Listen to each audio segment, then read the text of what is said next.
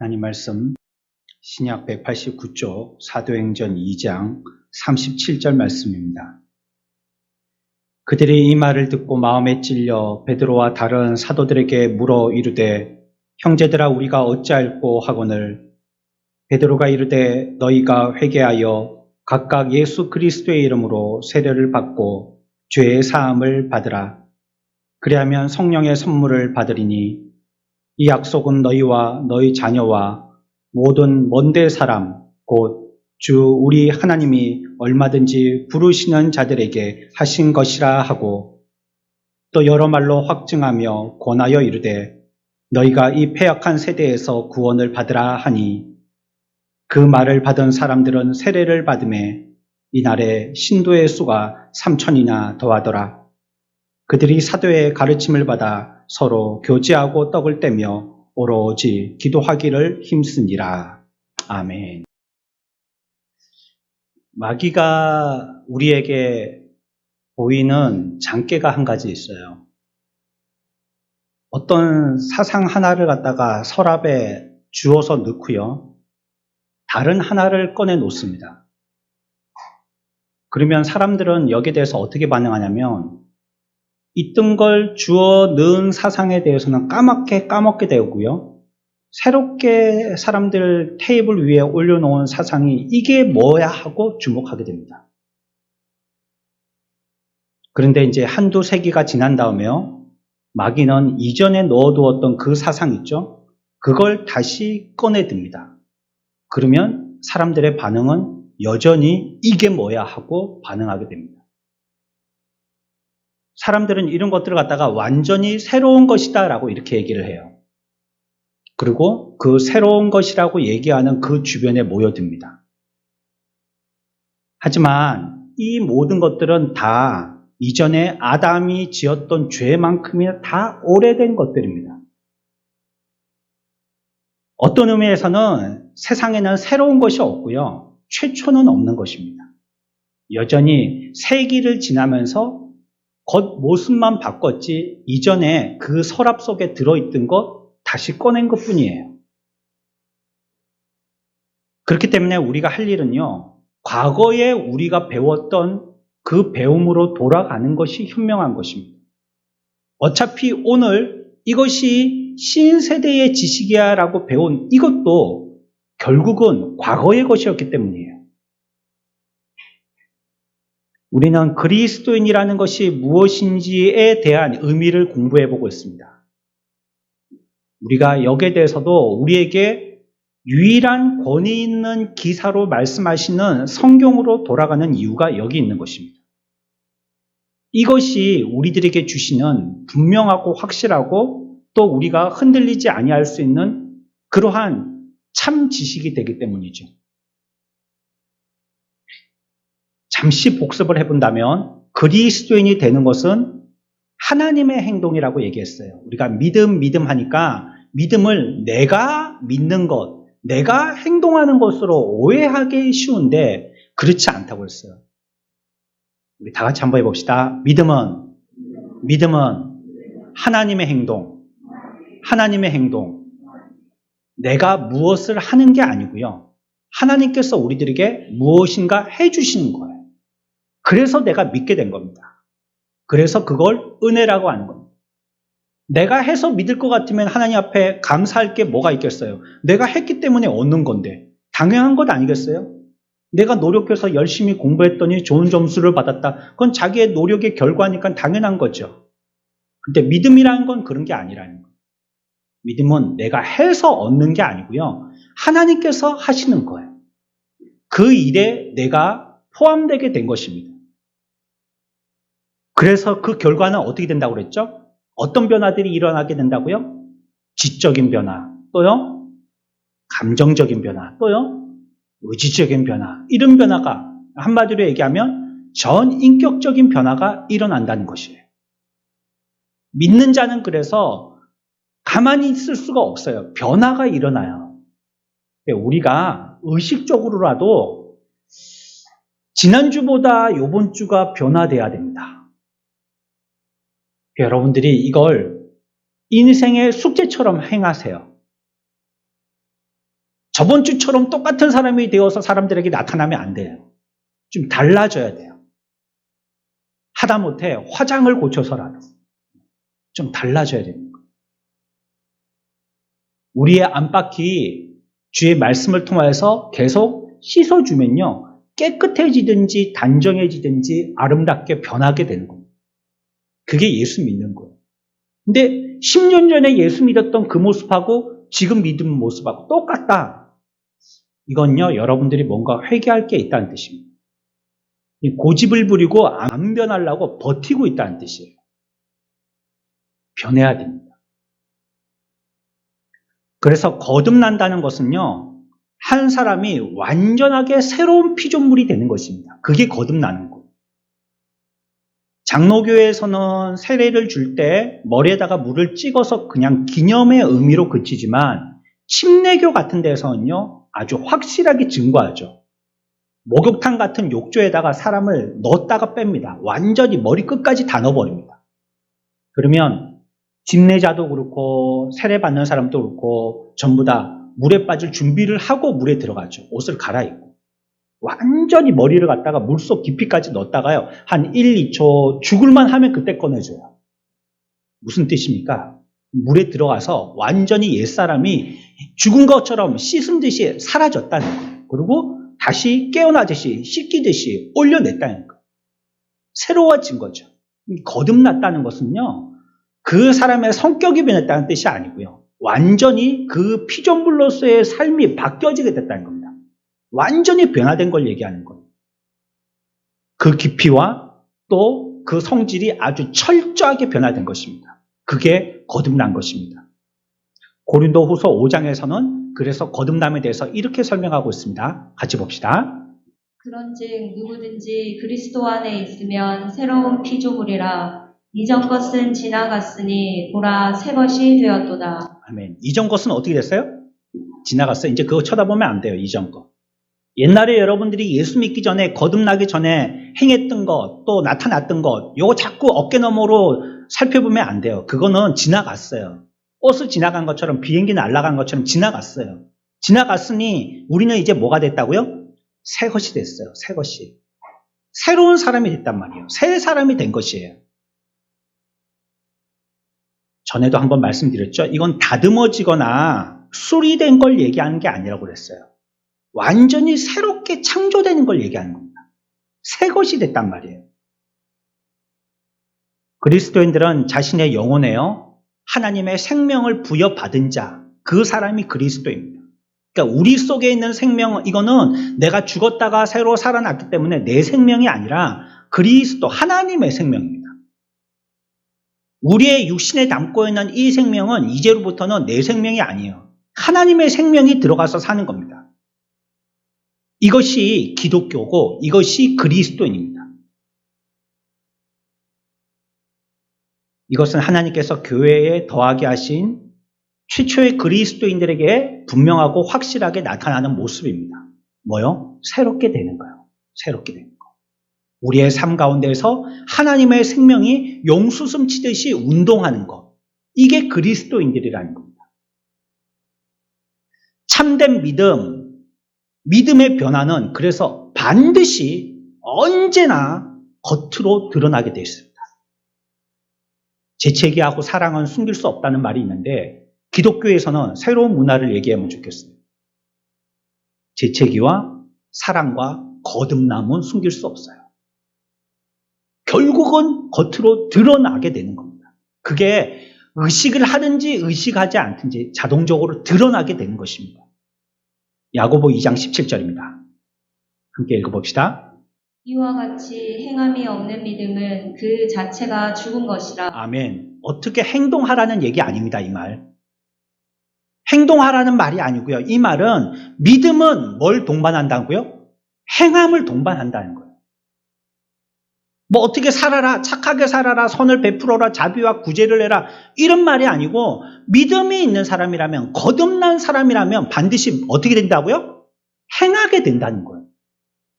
이 자동적으로 그렇게 된다는 겁니다. 뭐가 있기 때문에? 하나님의 생명이 있기 때문에, 믿음이 있기 때문에 행동하게 되더라는 거예요. 우리 이 말도 한번 다 같이 해봅시다. 행동하는 그리스도인. 행동하는 그리스도인. 이게 믿음입니다. 믿음 있다 하는 것은 뭔가 행동한다는 뜻입니다. 그래서 참 믿음은 어떻게 드러나는지에 대해서 오늘 본문이 우리들에게 얘기하고 있는데요. 참 믿음은 이렇게 드러낸다라고 얘기하는데 그 말을 뭐라고 얘기하냐면 진정한 믿음은요. 크게 분리된다라고 얘기하는 거예요. 어떻게 된다고요? 분리된다고요. 분리된다. 그게 믿음 있는 사람들, 그리스도인의 새 생명을 갖고 있는 사람에게 나타나게 되어지는 모양이라는 거예요. 행동이라는 거예요.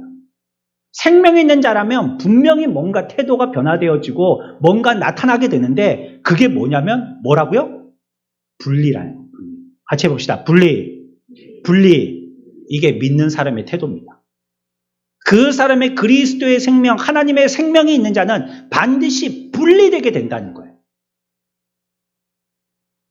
뭐로부터 분리냐면요. 세상으로부터 분리된다는 거예요. 그리고 그 분리된 것이 어디로 옮겨지냐면 교회로 옮겨진다는 겁니다. 세상으로부터는 떨어져 나와서요. 교회로 옮겨지게 된다는 거예요. 그게 믿는 거예요. 그게 믿는 사람의 특징이에요. 신약의 서신서들 중에서는요. 세상 사람들에게 쓴 책은 하나도 없습니다. 단 세상에서 나와 교회가 된 사람들에게 쓴 책입니다. 세상에다가 얘기하는 게 아니에요.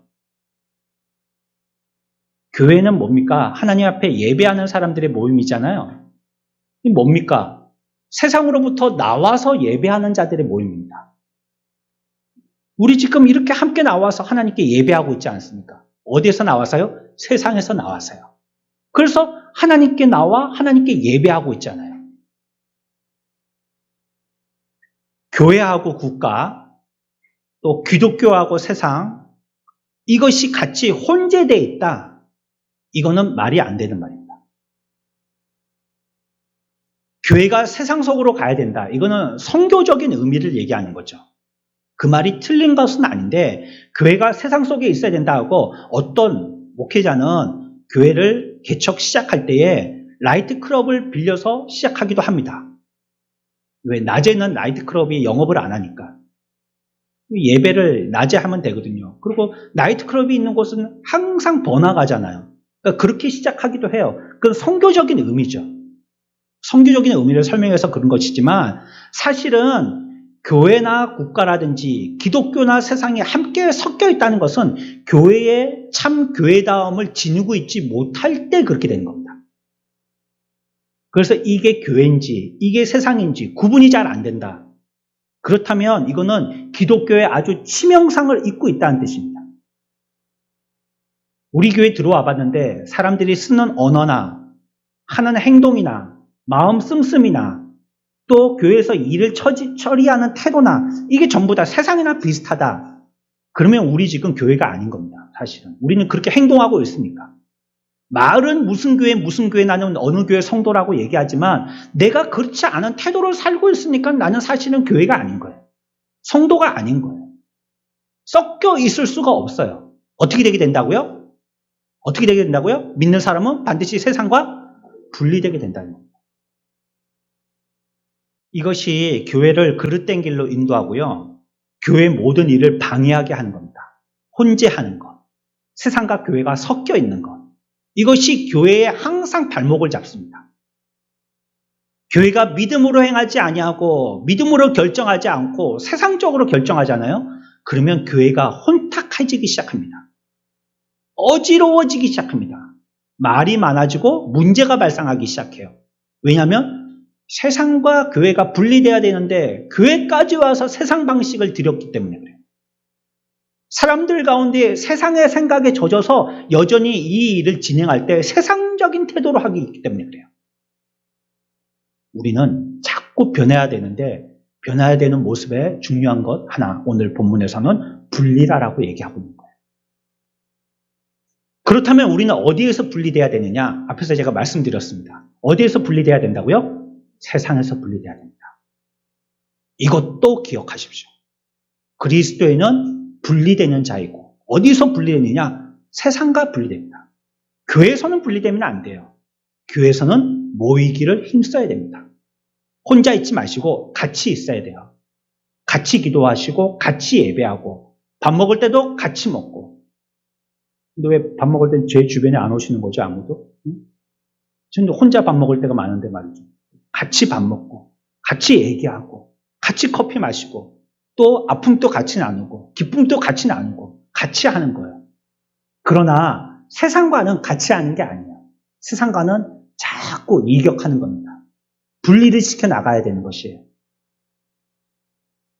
성경에서는 세상을 뭐라고 얘기하냐면 하나님 없는 인간의 마음을 세상이라고 얘기합니다. 물론 저 밖에 있는 보이는 교회 밖에 이 공간 이런 것들 세상이라고 얘기하긴 하죠. 그러나 성경에서 얘기하는 세상은요, 하나님 없는 마음을 얘기하는 것이고요. 또 그러한 자신의 삶을 자꾸 뭔가 만들어가는 거, 이걸 세상이라고 얘기합니다. 하나님 없이 자기 혼자 뭐 만들어가는 거, 뭐 이루어가는 거, 쌓아가는 거, 이런 것들을 세상이라고 얘기한다는 거예요. 세상, 한마디로 얘기하면 하나님이 없는 겁니다. 하나님 없이 하는 게 세상입니다. 아이고, 세상 소리 하고 있네. 이런 말 하죠. 그 말 뭡니까? 하나님의 뜻대로 하지 않았다는 거예요. 자기 생각대로 하고 있다는 거예요. 그리스도인은 여전히 이 세상에 발붙이고 살고 있지만 세상에서 분리되는 다른 모임입니다. 그게 그리스도인이에요. 그게 교회예요. 세상에서 떨어져 있는 것이죠. 마태복음 10장에서는요. 예수에 대한 생각이요. 그분이 이 땅에 왜 오셨냐면 평화를 주러 이 땅에 오신 평화의 사도라고 생각하는 겁니다. 누가? 사람들이 생각할 때. 우리들도 일반적으로 생각한다면 예수님을 평화의 사도로 생각하기가 쉽다는 거예요. 그래서 예수 그리스도의 앞에다가 별명을 붙일 때 평화의 무엇이다 이렇게 붙이는 경우가 많아요. 그래서 기독교는 전쟁을 거부해야 되고 전쟁에 대해서 반대해야 된다라고 가르치기도 하는 거예요. 왜? 그리스도 예수께서 이 땅에 오셨을 때 평화의 사도로 오셨기 때문에. 그렇다면 성경은 우리들에게 뭐라고 말씀하시나요? 마태복음 10장 34절을 읽어봅시다. 같이 읽읍시다. 내가 세상에 화평을 주러 온 줄로 생각하지 말라. 화평이 아니요 검을 주러 왔노라. 아멘. 뭘 주러 왔다고요? 나는 너희가 생각하는 것처럼 평화의 사도가 아니라는 거예요.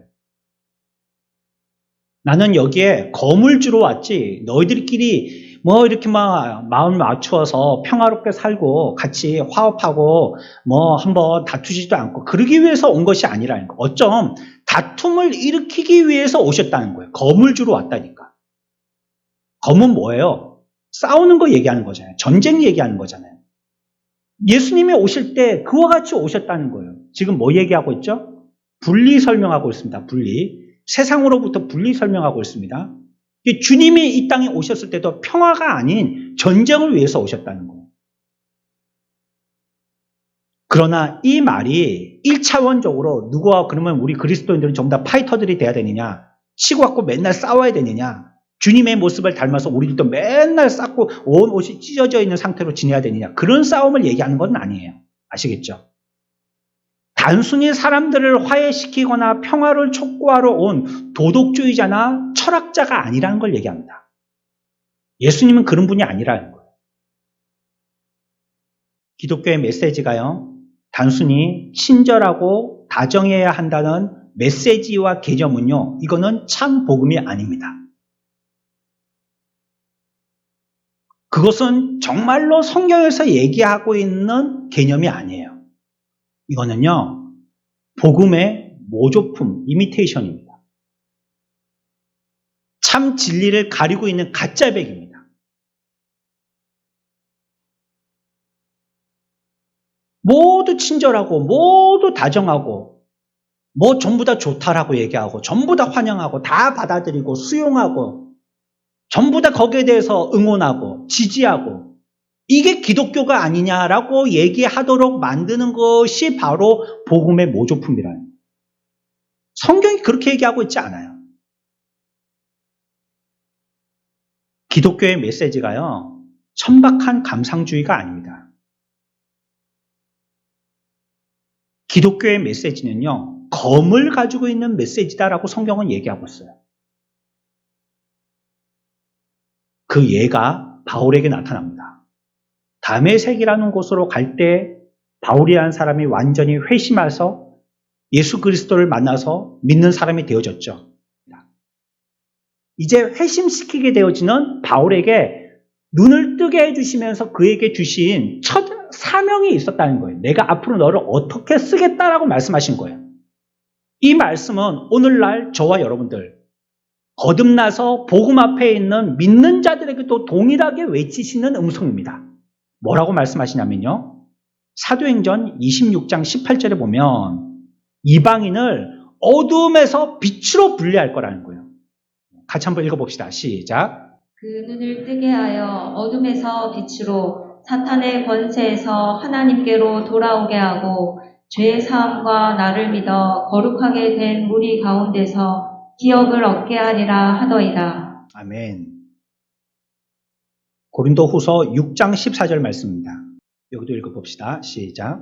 너희는 믿지 않는 자와 멍에를 함께 매지 말라. 의와 불법이 어찌 함께 하며 빛과 어둠이 어찌 사귀며 그리스도와 벨리알이 어찌 조화되며 믿는 자와 믿지 않는 자가 어찌 상관하며 하나님의 성전과 우상이 어찌 일치가 되리요. 아멘.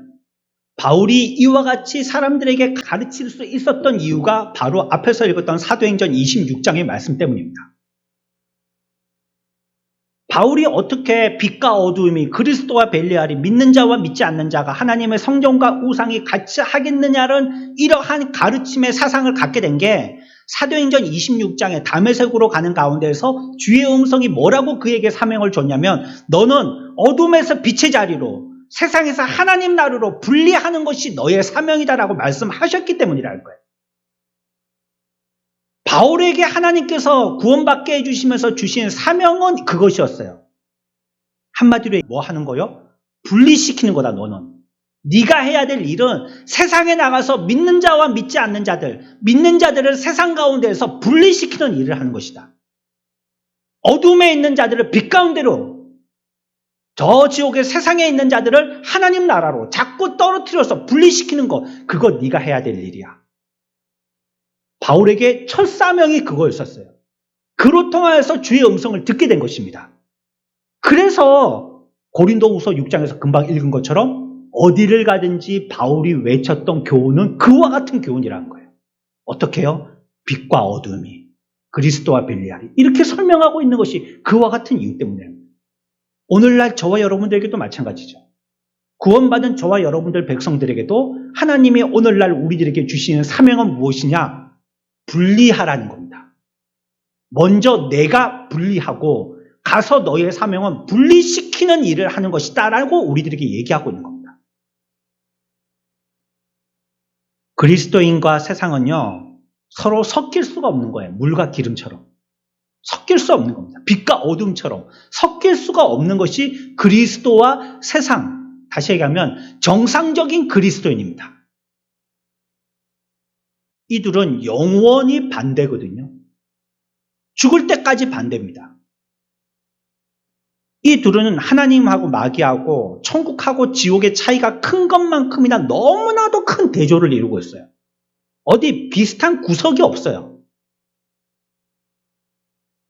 또 바울이요 갈라디아 교인들에게도 이와 같이 편지를 하여서 그들을 교훈하고 있습니다. 갈라디아 1장 4절 읽어봅시다. 그리스도께서 하나님 곧 우리 아버지의 뜻을 따라 이 악한 세대에서 우리를 건지시려고 우리 죄를 대속하기 위하여 자기 몸을 주셨으니. 아멘. 여기서도 여러분들 눈에 들어오는 단어가 있죠? 악한 세대에서 우리를 뭐 하려고요? 건지셨다. 이 사람은 물에서 분리시켰다는 뜻입니다. 그 사람을 건져냈다는 건 그 가운데 환경에서 분리시켰다는 겁니다. 이게 바울의 사역이었어요. 바울의 일은 이것이었어요. 또 에베소 교인들에게도 동일하게 당부하고 교훈하거든요. 에베소 5장입니다. 같이 읽읍시다. 누구든지 헛된 말로 너희를 속이지 못하게 하라. 이로 말미암아 하나님의 진노가 불순종의 아들들에게 임하나니 그러므로 그들과 함께하는 자가 되지 말라. 너희가 전에는 어둠이더니 이제는 주 안에서 빛이라. 빛의 자녀들처럼 행하라. 빛의 열매는 모든 착함과 의로움과 진실함에 있느니라. 주를 기쁘시게 할 것이 무엇인가 시험하여 보라. 너희는 열매 없는 어둠의 일에 참여하지 말고 도리어 책망하라. 아멘. 여기서도 그렇게 말씀하잖아요. 또 눈에 들어오는 단어가 있죠. 7절. 그러므로 그들과 함께하는 자가 되지 말고. 화목에 합해갖고 세상과 교회가 짝이 되거나 교회가 국가와 짝이 되거나 그러지 말란 말이에요. 함께하는 자가 되지 말고 8절 너희가 전에는 어둠이지만 이제는 분리돼서 어디에서 행하라고요? 주 안에서 행하라 라고 얘기하고 있습니다. 어두운 가운데 있으면 안 된다는 거예요. 그리스도인들은. 그 가운데 섞여 있으면 안 된다는 거예요. 우리는 어디로 나와야 돼요? 빛으로 나와야 돼요. 같이 합시다. 어둠에서 빛으로, 어둠에서 빛으로, 세상에서 교회로, 세상에서 교회로. 이게 바울이 가르치는 가르침이에요. 다시 얘기하면 뭐 하라고요? 한마디로 얘기하면 뭘 하라고요? 분리하라는 거예요. 분리하라는 겁니다. 11조의 개념이 그것입니다. 11조는 돈 내라는 소리가 아닙니다. 분리하라는 겁니다. 내 물질도 하나님이 주신 것임을 기억하고 분리하라는 거예요. 11조 안 하는 사람들의 특징이 무엇이냐면 세상 것과 하나님 것을 무엇인지 섞어서 쓴다는 겁니다. 돈뿐만이 아니라 시간도 세상 것과 하나님 것을 섞어서 써요. 몸도 세상에서 쓸 것과 하나님께 쓸 것을 섞어서 써버려요. 분리가 없어요. 그래서 시간 나면 하나님의 일을 합니다. 그런데 이 일에 대해서 내 마음에 결단을 하고 하나님께 하게 되어지는 제일 유아적인 시초가 뭐냐면 11조를 하는 겁니다. 여기서부터 시작하는 겁니다. 분리가 시작되는 거예요. 물질에서부터 구분해내는 거예요. 성경에 나타나는 모든 가르침에는요, 너무나도 분명하고 확실한 진술 하나가 있는데요. 사람들이 말씀을 통해서 성령을 받게 되면요, 완전히 변화된다는 것이고요. 그 변화는 경건치 못한 세상으로부터 분명하고 확실하게 분리된다는 겁니다. 어쩔 수가 없어요. 확실하게 그렇게 된다는 거예요. 우리는 여기서 한 걸음을 더 나가야 돼요. 분리돼야 된다. 여러분들 여기까지는 이해하셨죠? 근데 여기서 한 걸음 더 나가야 돼요. 주께서 제자들에게 이렇게 말씀하셨어요. 이제 분리되는데 어떻게 분리돼야 되냐면 우리는 조금 고급으로 분리돼야 돼. 이렇게 말씀하세요. 마태복음 10장입니다. 함께 읽어봅시다. 장차 형제가 형제를, 아버지가 자식을 죽는 데 내주며 자식들이 부모를 대적하여 죽게 하리라. 또 너희가 내 이름으로 말미암아 모든 사람에게 미움을 받을 것이나 끝까지 견디는 자는 구원을 얻으리라. 아멘. 우리가 그리스도인이 되어질 때요, 세상으로부터 우리가 분리하기도 하고 분리돼야 되는데 가깝고도 사랑하는 사람으로부터도 분리된다는 거예요. 이 분리는. 아니, 내가 싫어하는 사람 분리하는 거는 세상에서도 분리할 수 있죠? 여러분들하고 성향이 안 맞다든지 뭐 사상이 안 맞다든지 하면 친구가 안 되죠? 그럼 분리되는 거 아니에요. 저절로 분리되는 거 아니에요. 그렇죠? 어디를 가봐도 그렇더라고요. 꼭 앉아도 섞여서 앉으면 될 텐데 남자들은 자동적으로 이쪽에 어디 가족 모임 같은 데 가보면요, 부부끼리 같이 앉는 게 아니고 이상하게 남자들끼리 쏙 빠져가지고 이쪽에 앉아갖고 뭐 하고 있느냐, 휴대폰 다 하고 있고, 이쪽으로는 여자분들끼리만 딱 모여가지고 뭐 하느냐, 얘기하고 있고, 여기는 시끄럽고 여기는 조용하고, 이렇게 딱 분리가 되더라고요. 세상에서도 할 수 있는 분리 아닙니까? 근데 신앙에서는 주님이 우리들에게 말씀하실 때 분리할 때 조금 더 차원 높은 분리가 필요하다는 거예요. 그 분리가 뭐냐면 가운데서도 사랑하는 사람들과도 분리할 수 있어야 된다는 거예요. 오늘 오후에도 말씀드릴 겁니다. 오늘 이 여바나바의 헌신 예배인데 그때도 이 비슷한 메시지가 여러분들에게 전달됩니다.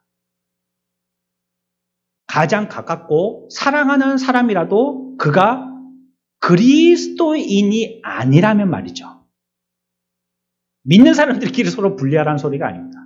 분리된다는 거예요. 그렇게. 안 믿는 자들하고는 부부라 할지라도 저절로 분리가 되더라는 거예요.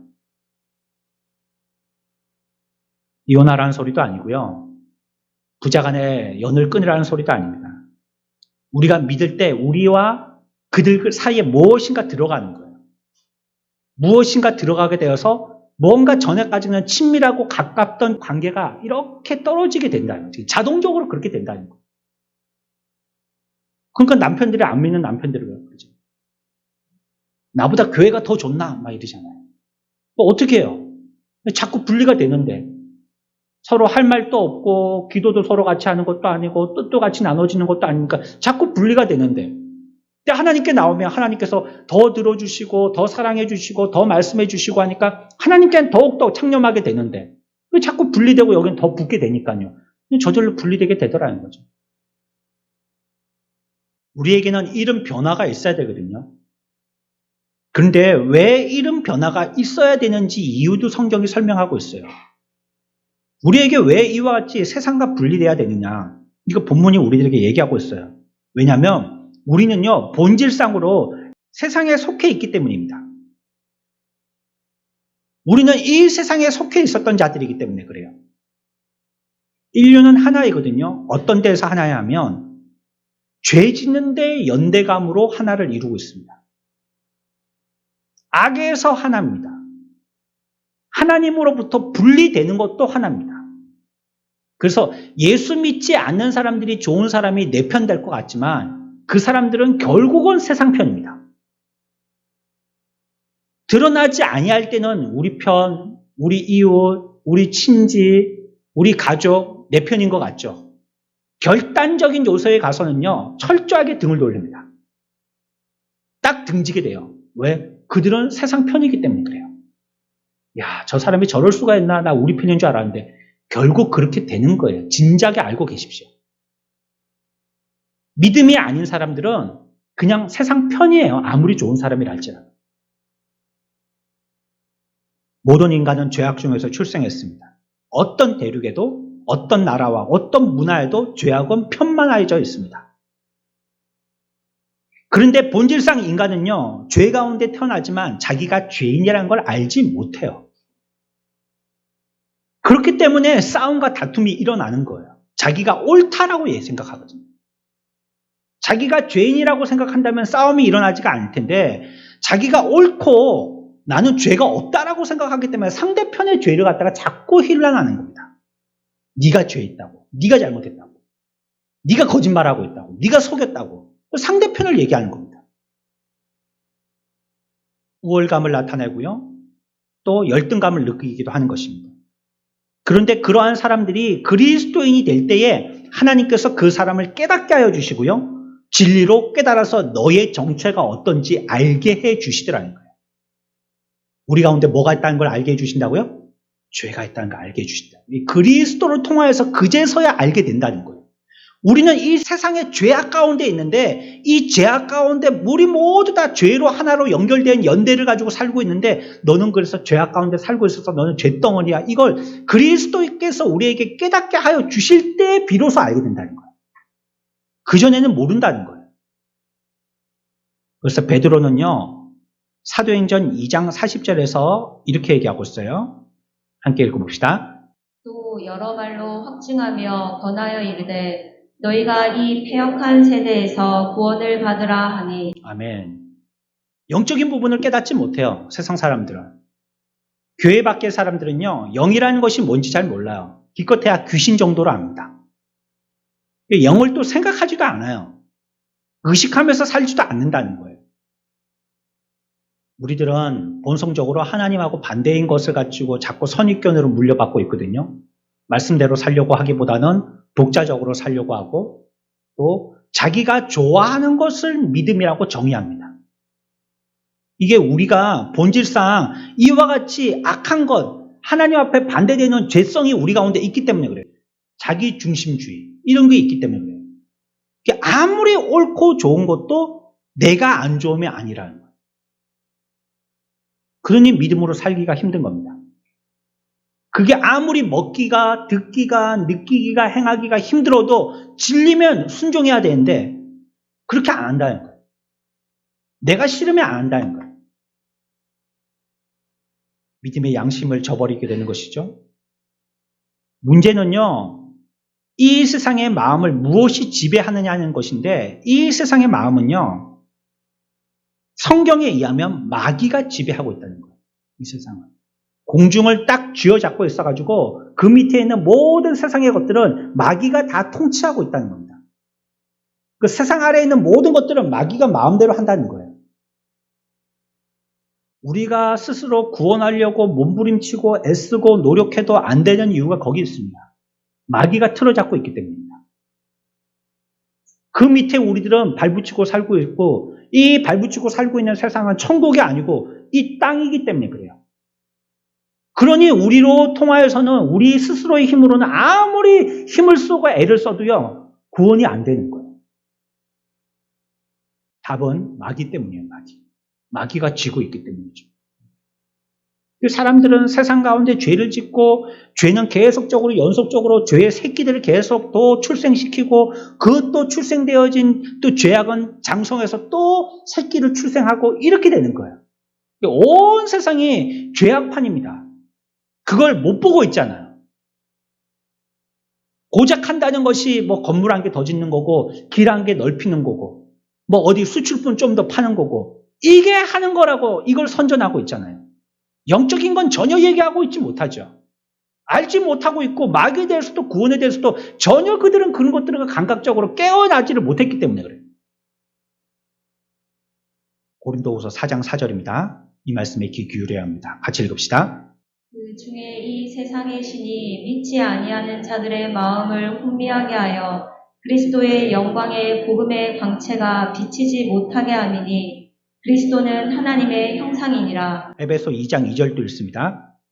그때 너희는 그 가운데서 행하여 이 세상 풍조를 따르고 공중의 권세 잡은 자를 따랐으니 곧 지금 불순종의 아들들 가운데서 역사하는 영이라. 아멘. 세상의 신, 공중의 권세 잡은 자 다 누구를 지칭하는 말이죠? 마귀를 얘기하는 겁니다. 마귀가 다 붙들고 있다는 거예요. 이 세상은. 꽉 붙들고 있습니다. 완전히 지배하고 점령하고 있습니다. 여기 대해서 깨우치지 못한 사람들은 지금 자기는 종살이하고 감옥살이하고 있는데 자기는 그 가운데 왕이라는 거예요. 자유롭다는 거예요. 그게 공중권세 잡은 자에게 완전히 붙들려서 노예가 습관이 돼서 그렇습니다. 노예 근성. 죄의 습관이 돼서 그렇습니다. 그러니까 아예 마귀는 자유에 대해서 생각하지 못하도록 합니다. 네가 언제 자유를 그냥 내 말 잘 듣고 여기서 살면 내가 먹고 살게 해줄게. 내 말 잘 들어. 뭘 자유를 그거 불편하고 힘들고 그런 것만 낯설고 그런 거 하지 말고 그냥 내가 잘 먹고 잘 살게 해줄 테니까 내 말 들어. 이렇게 꼬이는 거야. 세상에 이 사실을 알지 못하기 때문에요. 지금과 같은 이런 세상에 돼 있는 겁니다. 우리의 모든 노력이 허사가 되고 무엇을 구해도 내지 못하는 것은요. 마귀 때문이죠. 보이지 않는 엄청난 영적인 권세가 인간의 마음을 마비시키고 가리고 있기 때문입니다. 여러분들 가운데 흑암의 권세가 내 마음에 이상한 생각을 들게 하고 다른 사람들을 밉게 만들고 공격하게 만들고 싸우게 만들고 그 사람과 원수 맺게 만들고 하는 것은 지금 마귀가 여러분들을 다시 유혹하는 겁니다. 이거 재차 강조하지만 내 마음이라고 생각하지 마십시오. 마귀는 여러분들 마음에 들어가서 역사합니다. 내 행동을 바꾸도록 내 목에다가 목줄을 묶어서 움직이게 하지 않고요. 내 마음에 들어가서 저절로 내 몸이 마귀의 숙주가 돼서 자동적으로 움직이게 한다는 거예요. 그래서 그렇게 행동하게 하는 겁니다. 그런데 이제 성령의 능력과 가르침으로 인해서 깨닫기 시작하더라는 거예요. 인간은 하나님과 교제를 누렸고 하나님은 인간에게 복을 주셨습니다. 그런데 변화가 일어났죠? 마귀가 우리를 하나님의 말씀에서 의심하게 만들었다고 우리가 수요일날 지금 배우고 있습니다. 하나님의 본심을 곡해하게 만드는 거예요. 하나님은 우리들에게 다 먹으라라고 말씀하셨는데 하와가 마귀에게 유혹받아서 듣기로는 너를 못 먹게 하게 한다. 이것을 더 강조해서요. 하나님의 본심을 악한 하나님, 나쁜 하나님, 자기만 위하고 우리는 위하지 않는 하나님으로 오해하도록 만드는 게 마귀의 역할이에요. 그래서 우리 가운데 죄가 들어오게 된 것입니다. 타락하게 됐고요. 좌절하게 되어졌습니다. 인간은 여기서 자유로울 수 없다는 것을 성경은 보여줍니다.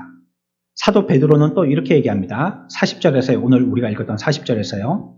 또 여러 말로 확증하며 권하여 이르되 너희가 이 패역한 세대에서 구원을 받으라 라고 얘기하고 있는 겁니다.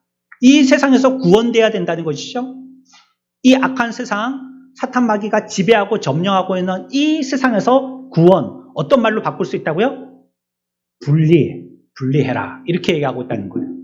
이 악한 패역한 세상에서 분리되라 이렇게 얘기하고 있다는 거예요. 패역한이라는 뜻을 지금까지 설명한 겁니다. 그래서 세상, 패역한이라는 건 이걸 국어사전적으로 좀 풀면요. 삐뚤어지고 고집불통이고 통제불능이라는 뜻입니다. 패역한이라는 뜻이. 그래서요. 그 말대로예요. 세상은요. 모두 꾸풀어졌고 꼬였습니다. 우리가 인간적으로 우리의 몸에 우리의 마음에 무엇인가를 행할 때 패역한 세상의 것들로 하게 될 때에 일이 순적하게 안 풀려요. 꼬여요. 삐뚤어져요. 일이. 이상하게 됩니다. 안 싸워도 될 사람하고 싸우게 되고 괜히 오해 사게 되고 괜히 이상한 마음 들게 하고 시쿠투웅하게 만들게 하고 이 패역한 마음이 역사에서 그런 거예요. 고든 것이나 순수한 것이나 깨끗한 것은 아무것도 없는 것입니다. 하나님 없는 더럽고 추악하고 역겹고 비열한 죄와 종들의 모습인 것이죠. 이것이 패역한 세대입니다. 뒤틀렸고 삐뚤어진 것입니다. 그런데 성령께서 깨닫게 하여 주실 때 이것을 보게 하신다는 것입니다. 자신의 악함과 추함과 더러움을 발견하게 하고 이렇게 자신에 대해서 놀라게 하신다는 거예요. 내가 이 세상 가운데서 이와 같은 자로 살고 있구나를 그제서야 깨닫게 하신다는 거예요. 그래서 37절에 이 사실을 깨닫게 되어졌을 때 우리가 무릎을 치면서 뭐라고 얘기하게 되냐면 이와 같이 고백하게 된다는 거죠. 여러분들 37절 함께 펴봅시다. 오늘 읽었던 본문입니다. 같이 읽습니다. 시작. 그들이 이 말을 듣고 마음에 찔려 베드로와 다른 사도들에게 물어 이르되 형제들아 우리가 어찌할꼬 하거늘 무릎을 딱 치면서 이런 말을 한다는 겁니다. 내가 어떻게 해야 되지 그러면? 그제서야 성령이 깨닫게 해주셔서 36절까지 베드로의 설명을 듣고 나니까 이제서야 무릎을 치면서 하는 말이 이제 어떻게 해야 되지? 라고 얘기한다는 거예요. 내가 세상 가운데에서 죄의 종로를 타고 하나님과 오히려 합작하고 교제하고 친구가 돼야 되는데 그게 아니고 세상과 교제하고 합작이 되고 짝이 되어 있었던 우리의 지금까지의 삶을 보니까 이게 어처구니가 없으니까 이제 어떻게 하면 되겠냐는 거예요. 그러나 여전히 그런 말을 하고 있는 그 중에도 공중의 권세 잡은 자는 마귀예요. 여전히 마귀가 공중의 권세를 잡고 있는 거예요. 그러니 여기에서 어떻게 우리가 헤어나올 수 있겠어요? 우리의 허리에는요, 이 두꺼운 돌 같은 걸 갖다가 대롱대롱 매달고 있어갖고 바다의 바닥까지 지금 발이 다 있거든요. 이 어떻게 이 물 위에까지 올라오겠냐는 거예요. 전부 다 이 세상에 이 물이 가득 차 있는데 이 물 속에서 어떻게 헤어나올 수 있겠는가 하는 것이 깨닫고 내가 물 속에 있구나를 깨닫고 있는 사람이 하는 고백입니다. 어찌할꼬? 사실은 지금의 세상의 모습은요, 하나님이 지으신 본래 모습이 아닙니다. 이것은 반역한 모습이고요, 패역한 모습이고, 더러운 모습이고요, 악한 모습입니다. 그게 세상입니다, 지금. 그래서 여러분들 보고 세상을 닮지 말라고 성경은 얘기하고 있는 겁니다. 그게 본래 모습이 아니니까. 화려하고 예쁘고 찬란해 보여도 그걸 하나님이 보여주려고 했던 원시적인 모습이 아니기 때문에 그래요. 복음은 하나님 없는 세상, 그분께 대적하는 세상의 운명을 우리들에게 보여주고 있어요. 너무나도 무서운 운명이라고 얘기하고 있어요. 이 세상에는 하나님의 진노가 임하겠고 하나님께서 세상을 심판하신다고 선언하고 계십니다. 그래서 세상은요, 나아지기는커녕 점점 더 악해질 것입니다. 성경이 우리들에게 얘기하고 있는 계시입니다. 우리에게는 마태복음 24장 6절에서는 뭐라고 얘기하고 있냐면 난리와 난리의 소문을 듣겠고 라고 얘기하고 있어요. 자꾸 난리의 얘기들을 듣게 될 것이라는 거예요. 우리가 장밋빛 안경을 끼고 세상을 보려고 하지만 전 세계 평화를 서로 조약을 맺어가면서 약속하지만 이거 전부 다 사탄의 속임수와 덫이라는 거예요. 다 평화가 공존되어지고 같이 윈윈 하면서 살 것 같지만 이거는 성경적이지 않아요. 그래서 성경이 얘기하는 게 아니에요. 세상은 전쟁을 일으키게 돼 있어요. 현대 문명에도 불구하고 심판하실 때까지 악과 죄와 정욕과 더러움이 더할 것이라는 거예요. 그것이 세상에 대한 하나님의 심판입니다. 여기에 대한 계시는 성경에 간혹 계속 얘기하고 있어요. 노아 홍수 때 얘기했죠. 바벨탑 쌓을 때 얘기했죠. 소돔 고모라 성 무너질 때 얘기했죠. AD 70년경에 예루살렘 성이 멸망할 것을 예언하셨죠. 20세기에 전쟁이 일어날 것도 예언하셨습니다. 지금 계속 그렇게 되고 있는 거예요. 심판하고 계시는 중이세요. 세상의 상태는요, 하나님의 진노를 나타내는 겁니다. 지금 세상이 저런 모습이 갖고 있는 것은 하나님의 진노의 타겟이 돼 있는 거예요. 근데 여러분들이 세상과 짝이 가지고 그쪽에 쓴다는 것은요, 하나님의 화살을 같이 맞겠다는 소리입니다. 그 타겟 앞에 가서 서겠다는 소리입니다. 아니, 우리가 엎드려갖고 사격 연습한다고 타겟에다가 총을 빵빵빵빵 한 10발 쐈는데요. 그러면 그 앞에 사람이 있으면 안 돼요. 절대 있으면 안 되죠. 전방에 사격할 때 소리를 외치고 사격을 하거든요. 사격장인데도 불구하고. 그 말은 혹시 뒷산에 나물캐로 지나가는 사람이나 짐승이라도 있으면 이 소리 듣고 혹시라도 비키라는 소리예요. 그런데 멍청하게 거기에 그 타겟 앞에 가서 자기가 총을 쏘고 있는데 딱 쓴다면 이거는 뭐 나도 죽이십시오 하는 소리잖아요. 우리가 세상과 분리되지 않고 짝되어서 하나님이 타겟으로 삼고 있는 세상에 가서 서게 된다면 나도 쏘세요. 이 말입니다. 나도 심판받을 테니까 나도 쏘세요. 이런 뜻이에요. 그러니 그리스도인들은 세상에서 분리돼야 됩니다. 나와야 돼요. 거기에 표적지에 있는 데 서 있지 말고 여기 사로 쪽에, 요쪽에 나와 있어야 된다. 그쪽에 있으면 안 되고. 사도행전 2장에서 사람들은 이 경고를 들었어요. 베드로는 구원받으라고 설교했습니다. 베드로가 이들에게 준 대답은요, 예수 그리스도께서 이 땅에 독생자로 하나님의 아들로서 오셨다는 것입니다. 그래서 우리들은 이제 새로운 인간, 새로운 인류가 될 수 있다라고 얘기하는 겁니다. 그게 거듭남이죠. 새롭게 될 수 있다는 것입니다. 우리는 용서받을 수 있고 우리는 구원받을 수 있다라고 얘기하고 있습니다. 이 세상에 살면서 얼마든지 우리들은 이 세상에 속하지 않을 수 있다라고 얘기하고 있습니다. 새로운 생명, 새로운 본성을 얻고 새롭게 출발할 수 있다라고 우리들에게 얘기하고 있는 거예요. 이게 기독교의 메시지입니다. 이게 오늘 본문이 우리들에게 얘기하고 있는 것입니다. 너희들로서는 힘없고 연약하여서 무능해서 또 무지해서 할 능력도 알 수도 없지만 주께서 하여 주시니 그분 의지하고 믿으면 된다. 물속에서 올라올 수 있다는 겁니다. 흑암 가운데서 빛으로 올 수 있다는 것이에요. 세상의 지옥 같은 세상 가운데서 천국으로 옮겨줄 수 있다는 겁니다. 분리할 수 있다라고 얘기해요. 분리하라가 아니라 할 수 있다는 겁니다. 예수 그리스도를 통해서. 그래서 처음으로 돌아가죠. 처음에 제가 뭐라고 얘기했습니까? 예수 믿는 것은 내가 하는 것이 아니라 하나님께서 하시는 거라 했잖아요. 나는 안 돼요. 물속에서 헤엄쳐봤자 돌이 딱 묶여 있어서 안 된단 말이에요. 그런데 나를 구원하시려고 주님이 잠수해서 오셔서 나를 건져주신다. 하나님이 하시니까 된다라는 것이 바울이 지금 우리들에게, 베드로가 우리들에게 얘기하고 있고 성경에 우리들에게 얘기하고 있는 메시지입니다. 분리하라는 것이. 우리에게 요구되는 것은요, 주 예수 그리스도를 믿어야 되고요. 또 어떤 희생이 따르더라도 그분을 따르는 것입니다. 세상을 버리고 십자가를 지고 어디든지 그분이 인도하신 대로 따라가는 것입니다. 예전의 습관을 버리셔야 돼요. 이전에 믿던 태도들을 버리셔야 된단 말이에요. 안 믿는 불신앙의 태도들 말이죠. 내 생각이 반이고 하나님의 믿음이 반이고 내가 하고 싶을 때는 하고 하기 싫을 때는 안 하고 내 기분 여하에 따라서 하고 말고를 결정하고 양심에 촉구하는데도 불구하고 그걸 갖다가 묵살하고 이런 건 믿음이 아니라는 거예요. 분리된 게 아니고 여전히 여기에 세상에 근거를 두고 하고 있다는 거예요. 우리는 한때 세상 사람들과 함께 죄 가운데 있었지만 내 영혼을 소중히 여기심을 성경은 말씀하고 있습니다. 내가 하나님께 모르는 사람이고 영원한 멸망과 고통과 상실에 빠진다면 이 세상에 여러분들과 제가 취하고 있는 평화와 기쁨이 무슨 소용이 있겠습니까?